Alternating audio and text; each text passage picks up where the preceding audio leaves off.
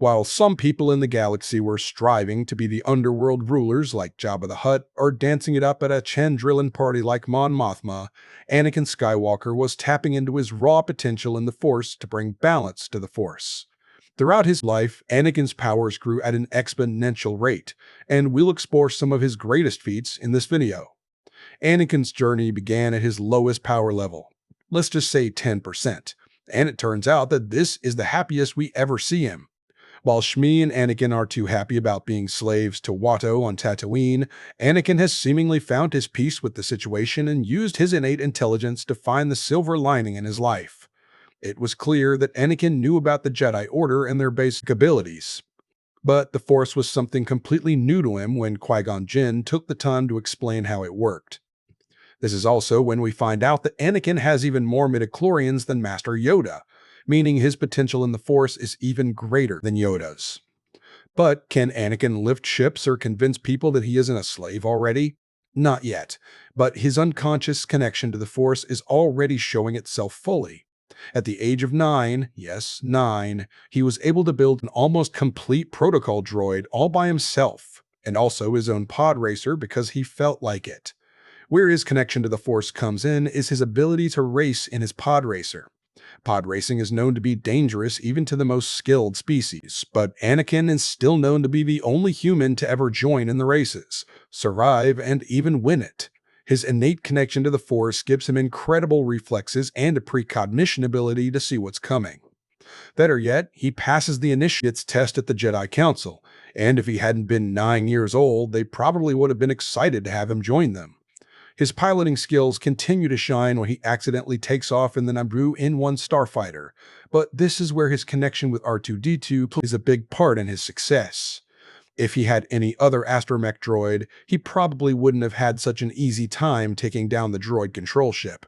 So yeah, Anakin deserves credit where credit is due, and mind you, this is him at 10% power. Coming in at around 30% would be Anakin as Obi-Wan's apprentice at 19 years old. At this point, the Jedi Council seems fairly certain that Qui-Gon could have been right about Anakin being the chosen one, and his training helped grow his powers quickly even though he started late.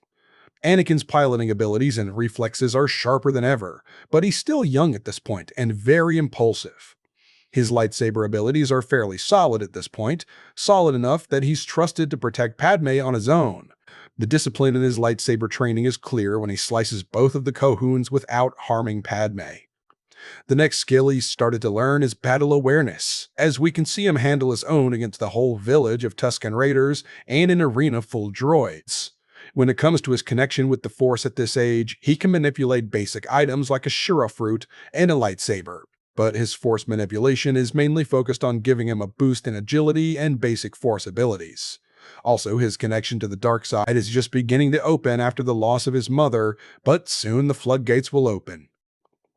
Now, we'll take a big leap and say that at 70%, we've got Anakin during the Clone Wars era.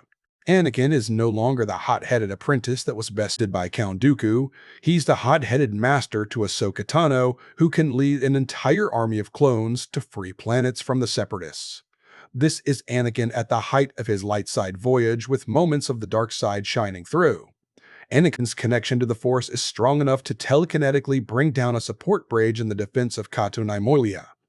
During a lightsaber duel with Asajj Ventress, the two of them were stuck in a stalemate, but Anakin was able to use the Force to send her flying, even though she was extremely strong in the Force as well. Anakin's battle IQ reached its peak during the Clone Wars, which made him a dangerous strategist when paired with his lightsaber and Force abilities. This is also when we see more of his dark side abilities start to form, as he's seen force-choking Rush Clovis when he goes to kiss Padme Amidala, and also choking Poggle the Lesser when he didn't reveal the information he wanted. The scale of his powers grows during this time period as well, as we can see him holding a shuttle mid-wreck in Season 6 of the Clone Wars so that clone troopers could escape to safety before it crashed. Coming in at 80%, Anakin's peak power level before becoming Darth Vader came during the final moments of the Clone Wars around the beginning of Revenge of the Sith. At this point, his lightsaber prowess is almost unbeatable as he's able to take down Count Dooku single-handedly. His connection to the Force allows him to see into the future on a regular basis, too, when he sees Padme's death. Everything about Anakin at this point shows that he really is the most reasonable choice for fulfilling the Chosen One prophecy. But this leads right into Anakin at 90% power level. Anakin, freshly dubbed as Darth Vader, is Anakin at his most powerful before putting on the suit. At this level, he seems unstoppable. He raids the Jedi Temple with his clones, where multiple masters, apprentices, and younglings are fighting for their lives, but none come close to Anakin. No matter if it's the Battlemaster Sindralig or one of the Shakti versions, they all fall to his blade. He then goes on and also clears the Separatist out at Mustafar along with the droids guarding them there.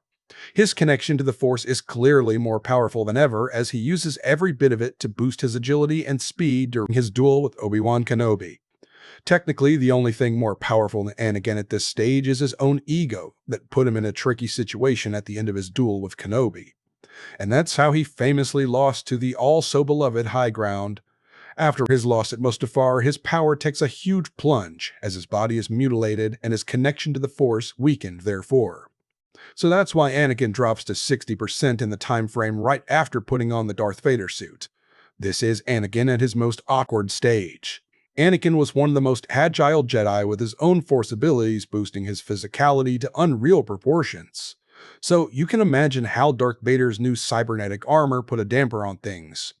Even so, this Darth Vader was still a threat to anyone that stood in his way. Vader's rage and connection to the dark side has reached new heights, and this is clear when he first finds out that he killed Padme. The scale of his powers reacting to his emotions shows how much his raw connection has increased significantly over time in the suit. After having adjusted to the suit, Anakin's power rises back to 90%. This is for the entire time period between the events of Revenge of the Sith and A New Hope. Darth Vader is literally unstoppable as he continues to hunt down any remaining Jedi spread across the galaxy, and his connection to the dark side allows him to pull off crazy feats of strength. During the events of Obi-Wan Kenobi, not only does Vader show his ruthlessness while fighting Obi-Wan and raking him across fire, but the sheer amount of focus he's able to channel to hold a ship on the planet Japim shows that he's gained a new level of strength in the Force. This is the same version of Vader that we see in Rogue One, where Vader shows off every ability he's obtained while clearing a hallway of rebel fighters.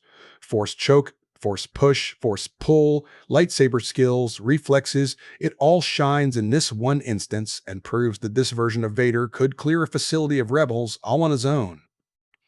Anakin at 95% power is him as Darth Vader around 3 ABY. This is Vader at his most technical and controlled form. Vader is able to manipulate everything that's in his path. Vader not only stops Han's blaster bolts when they find him at Cloud City, but he actually absorbs the power of the bolts and redirects it using the Force. This is a skill that even Jedi with an immense connection to the Force have a lot of difficulty mastering. During his duel with Luke at Cloud City, Vader is able to manipulate and hurl huge objects towards Luke without even using his hands for some of them. One of the biggest testaments to his connection to the dark side during this time period is how he's able to force choke Admiral Ozzel through a hologram feed. One of the only things holding Vader back here is his suit, which keeps him from tapping into the agility that he once had as Anakin Skywalker. But at this point, he had fully adapted to the suit, and his power in the Force was at the highest in his entire life. This is his power right up to the final duel. There, something unexpected happens. His power drops completely. After Luke confronts him on the Death Star, he starts to become conflicted, and I'd say he dropped to 50% of his power. During the duel, he's holding back a lot, barely having any intensity in his swings and seemingly not using his hate and anger to fight Luke. While Darth Vader fulfilled the prophecy and brought order to the galaxy in this form by taking out the Emperor, this is probably Vader at his weakest. By this point in the story, we know that Vader has the lightsaber skills, Force aptitude, and discipline to pretty much take out anyone. But Luke was able to beat him by tapping into just a little bit of his own rage, as Luke managed to reawaken Anakin within Vader. With that, we come to Anakin at 100% power. Anakin at 100% or even 110% is a version of the character that exists outside of the traditional timeline. This refers to the Mortis arc from the Clone Wars and how different versions of Anakin continue to exist long after his death and Return of the Jedi. While Force ghosts have become a more regular occurrence in the universe, Anakin's presence is shown to exist within its own timeline while seeing the future that is yet to come. Some believe that Anakin represents the priestess of the Mortis trio as a cosmic guardian or a protector of the Force itself. This theory plays out in a couple ways, but one of the most notable is his spiritual presence in the Ahsoka series. He was able to anticipate Ahsoka's arrival and her duel with Baylan Skoll, while also switching between Anakin and Darth Vader at will. This is a level of control and understanding that is only available to him in the afterlife, and this version of Anakin seems more in line with the likes of the Bendu and the Father, who are neither light or dark side followers. Anakin is able to reshape the time and area around himself, and Ahsoka in a way that allows him to mentor her before essentially resurrecting her from the water. While in this state, he's also able to manipulate Ahsoka's appearance and memories to take her back to the Clone Wars for a teachable moment. When looking at the Force ghosts, we've come to know that one of the only other ghosts that was able to manipulate the real world was Yoda in The Last Jedi, when he set the Jedi text on fire. But aside from that, they are usually just present in the here and now and convey messages to the living, like Obi-Wan to Luke and Qui-Gon to Obi-Wan. Anakin has complete control over the world between worlds, and that is a power other Jedi and Sith haven't been able to reach. No matter which way you look at it, Anakin is the chosen one. Anakin is the Force, and Anakin is the most powerful being in the Star Wars universe.